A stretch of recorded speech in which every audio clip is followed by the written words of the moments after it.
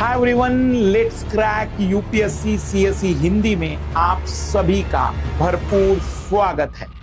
सीधी बात नो बकवास के आज के एपिसोड में हम लेकर आए हैं बड़ा दिलचस्प concept, intelligent quotient and emotional quotient, IQ और ईक्यू।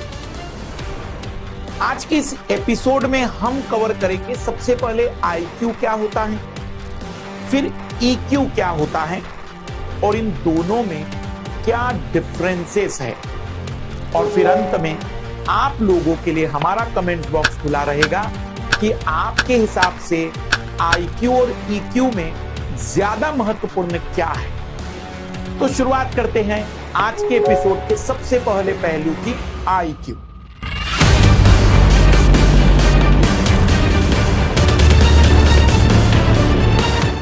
आईक्यू सबसे पहले 1912 में जर्मन मनोचिकित्सक विलियम स्टर्न ने इस शब्द का उपयोग किया था। इसका फुल फॉर्म इंटेलिजेंट क्वोशंट होता है, अर्थात हम इसके माध्यम से इस बात की जांच करते हैं कि उस व्यक्ति की बौद्धिक समझ, उसकी रचनात्मकता, उसकी क्रिएटिविटी या उसकी बुद्धि का लेवल क्या है, वो कितना ज्यादा इंटेलिजेंट है। कई बार आप लोगों ने ऐसा सुना होगा कि फलाना वैज्ञानिक का आईक्यू इतना था, जैसे आइंस्टीन और हॉकिंस का आईक्यू 160 तक कहा जाता है। तो आईक्यू मेजर कैसे करते हैं? आईक्यू को मेजर करने के लिए हम आपकी मानसिक आयु, जो भी मानसिक आयु आपकी है और जो वास्तविक आयु है, मान लीजिए कि आपकी आयु 25 साल की है, आप 25 साल के हैं, पर आपको प्रश्न दिए जाएंगे, एक टेस्ट लिया जाएगा जिसमें प्रश्नों का जो लेवल होगा वह हो सकता है थोड़ा कठिन रहेगा। तो आपकी मानसिक आयु कितनी है और आपकी वास्तविक आयु कितनी है, उसके अनुपात को 100 से मल्टीप्लाई कर देंगे, मतलब मानसिक आयु डिवाइड बाय वास्तविक आयु गुना में 100। इसके लिए एक परीक्षा होती है, इसके लिए एक टेस्ट होता है। अगर आप गूगल करेंगे आईक्यू टेस्ट तो उसमें आपको कुछ क्वेश्चन मिल जाएंगे, रीजनिंग के, कुछ मैथ्स के, कुछ डिसीजन मेकिंग के, ताकि उसके आधार पर आपकी मानसिक आयु को जांचा जाए, क्योंकि वास्तविक आयु तो आपको पता है। अगर किसी व्यक्ति का आईक्यू 100 है तो उसको हम औसत या उससे बेहतर कहते हैं, 90 से 110 के बीच में। अगर आईक्यू 110 से 130 के बीच में आता है तो उसको हम बेस्ट कहते हैं। लेकिन अगर आईक्यू 130 140 से ज्यादा है तो उसको गॉड गिफ्टेड कहा जाता है। वैसे ही 90 से कम, फिर उससे कम, उसके अकॉर्डिंग कैटेगराइज किया जाता है, जैसे कि आप एक टेबल हमारी स्क्रीन पर देख रहे होंगे। लेकिन अब दूसरी जगह है इमोशनल क्वोशंट। इमोशनल क्वोशंट जिसको हम कहते हैं वास्तविक रूप में भावनात्मक बुद्धिमत्ता, इमोशनल इंटेलिजेंसी भी। 1995 में डेनियल गोलमैन जैसे महाशय ने अपनी एक किताब लिखी और दुनिया के सामने बात पेश की कि आईक्यू से भी ज्यादा जरूरी होता है ईक्यू, और फिर उन्होंने इस इमोशनल क्वोशंट को समझाया कि ये इमोशनल क्वोशंट क्या होता है। तो इमोशनल क्वोशंट में उन्होंने ये बताया कि कोई व्यक्ति दूसरे की भावनाओं को कितना जल्दी समझ पाता है, उन भावनाओं के अनुसार वो कैसी प्रतिक्रिया देता है, वो अपनी भावनाओं को कितना नियंत्रित, बेहतर तरीके से प्रबंधित करके उनके अनुसार रिस्पॉन्स करता है, ये सारे लक्षणों से बनता है इमोशनल क्वोशंट।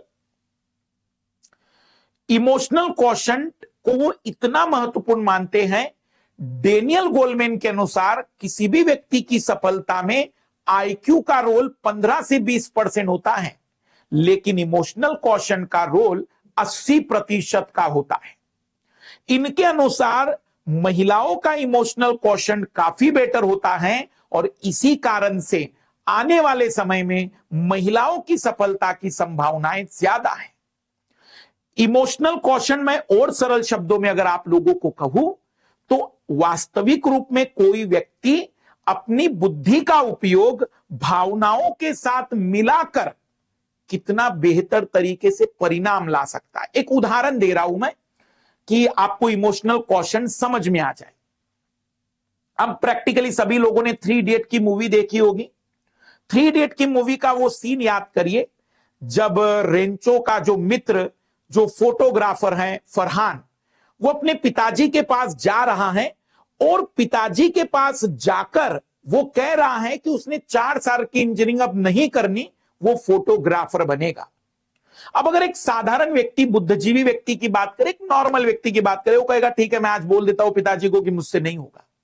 लेकिन शायद हो सकता था कि इसका परिणाम भयानक होगा, पिता 2 थप्पड़ लगाकर उसको लौटा देते। लेकिन अब यहां इमोशनल क्वेश्चन देखिएगा, भावनात्मक बुद्धिमत्ता देखिएगा।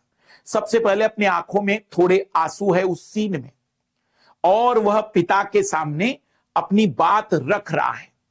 जैसे ही पिता इस बात को सुनकर गुस्से में आएंगे और वो कहते हैं कि वो सारी बातें तुम्हारे दिमाग में इस रेंचो ने भरी होगी, वो इमीडिएटली एक अपना जो बटुआ है, पर्स है, उसको निकाल कर कहता है कि नहीं, उसने आपके फोटो रखने के लिए कहा। देखो, इमोशनली पिताजी को जोड़ने की कोशिश कर रहा है कि वो व्यक्ति, वो रेंचो बुरा नहीं है, वो आपके बारे में अच्छा सोचता है। और फिर सबसे पहला इमोशन जहां रोने की बात आई, दूसरा इमोशन जहां पर्स या बटुए को दिखाकर आपको कनेक्ट करने की कोशिश की, पिता को कनेक्ट करने की कोशिश की, और सबसे फिर बड़ा विकल्प जब पिताजी कहने लगे कि गुप्ता जी क्या कहेंगे, शर्मा जी क्या कहेंगे, तो फिर एक बड़ा इमोशनल टारगेट, बाकी लोग क्या कहते हैं मेरे लिए वो इंपॉर्टेंट नहीं, आप महत्वपूर्ण हैं, कि आपको भावनात्मक रूप के केंद्र बिंदु में रख दिया कि मेरे लिए आप ही है सब कुछ। Emotional question.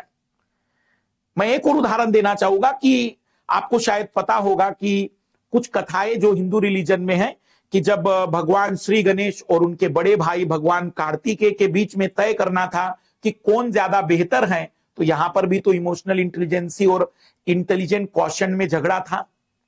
कार्तिकेय पूरे पृथ्वी की यात्रा करने के लिए निकल गए और भगवान गणेश ने वहीं पर कहा कि मेरे लिए माता पिता ही पृथ्वी है, उन्हीं की परिक्रमा कर ली, और इमोशनल क्वेश्चन के तहत जीत दर्ज करा दी।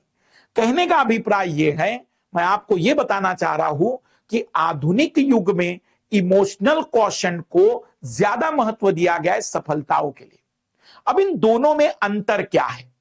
याद रखिएगा कि जहां आईक्यू प्रॉब्लम को हल करने पर ज्यादा केंद्रित होता है, वही ईक्यू उस समस्या में एडजस्ट करने पर ज्यादा फील होता है कि वो उस समस्या में कैसे तालमेल बिठा सकता है, कैसे उस समस्या के बावजूद भी वो चीजें आगे बढ़ा सकता है।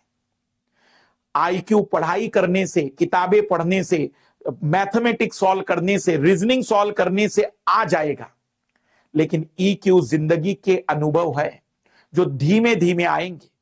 ये आपके जिंदगी से धीमे धीमे आपको जैसे परिपक्वता आएगी, समझदारी कह दीजिए कि समझदारी आएगी, वैसे वैसे ईक्यू बढ़ता जाएगा। आईक्यू तथ्यात्मक बातों पर ज्यादा ध्यान देता है और ईक्यू प्रैक्टिकल चीजों पर ज्यादा ध्यान देता है। आपको मैं प्रैक्टिकल सिंपल सी बात बताऊं कि कौन व्यक्ति किस तरीके से अपनी बात लोगों के सामने रखता है, कहां वो रोता है, कहां वो अपनी बात को रखते समय सीरियस दिखता है, कहां पर वो अपने भावनाओं में किस तरीके से नियंत्रण कर पाता है। जैसे कोई एक आईएएस ऑफिसर है और कहीं पर कोई बड़ी आपदा आ गई और बहुत बड़ी तकलीफ में आ गया, और वो आईएएस ऑफिसर उस आपदा को देखते ही टूट गया, उस दुख को देखते ही दुखी हो गया, रोने लग गया, तो हम कहेंगे कि ये कोई अच्छा ईक्यू नहीं है। ईक्यू का मतलब होता है उन परिस्थितियों में अपने भावनाओं को नियंत्रित करना और ये तय करना कि अभी आपकी पहली प्रायोरिटी क्या है। हाँ, निश्चित ही आप उसमें सहानुभूति व्यक्त करेंगे, आप उसमें ये नहीं सोचेंगे कि आप बहुत बड़े अधिकारी हैं, बल्कि आप ये प्रयास करेंगे कि लोगों के साथ जुड़ सके। वही व्यक्ति अच्छा लीडर बन पाता है जो लोगों के साथ अच्छे से कनेक्ट कर पाता है, और कनेक्ट वही करेगा जिसका इमोशनल क्वोशंट बेहतर होगा।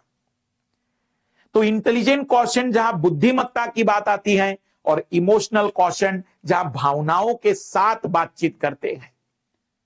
आपको क्या लगता है कि आपके अंदर आईक्यू ज्यादा है या ईक्यू? मेरा अपना एक व्यक्तिगत अनुभव शेयर कर रहा हूं।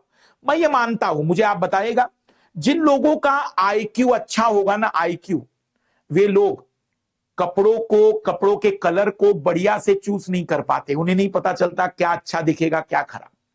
वे लोग अच्छे से डांस नहीं कर पाते, या वे लोग ज्यादा रास्ते याद नहीं रख पाते। लेकिन जिनका ईक्यू अच्छा होगा, इमोशंस अच्छे होंगे, जो इमोशंस को एक्सप्रेस करना, उसको कंट्रोल करना, उसका सही ढंग से यूज करना जानते हैं, उन लोगों का ड्रेसिंग सेंस अच्छा होता है, उन लोगों को डांस करना अच्छा आता है, वे लोग रास्ते एक बार में याद कर लेते हैं। आप अपने आसपास में देखेंगे कुछ लोग बड़े, जिसको हम कहते हैं कि बड़ा बदमाश है। ये बदमाश मतलब वो जानता है काम कैसे किया जाए, काम कैसे निकाला जाए। बाकी कमेंट्स बॉक्स आपके लिए खुला हुआ है, आप जरूर हमें बताएं कि आज की इस वीडियो में आपको कितनी नई बातें पता चली। आपको क्या लगता है कि जिंदगी में सफल होने के लिए दोनों की जरूरत है, या आईक्यू की तुलना में ईक्यू ज्यादा इंपॉर्टेंट है? आप अपने विचार हमें जरूर खुलकर बताएं, और साथ ही साथ आगे के एपिसोड में आप क्या चाहते हैं हमारी मदद करें, क्योंकि मुझे एग्जैक्टली समझ में नहीं आता कई बार कि आपको किस टाइप के टॉपिक सीधी बात नो बकवास के माध्यम से बताऊं, ताकि आपको एक ज्ञान भी मिल जाए और कहीं ना कहीं ऐसी चीज मिले जो जिंदगी में आपको कुछ सिखा भी जाए। इसी बात के साथ सभी को बेस्ट ऑफ लक।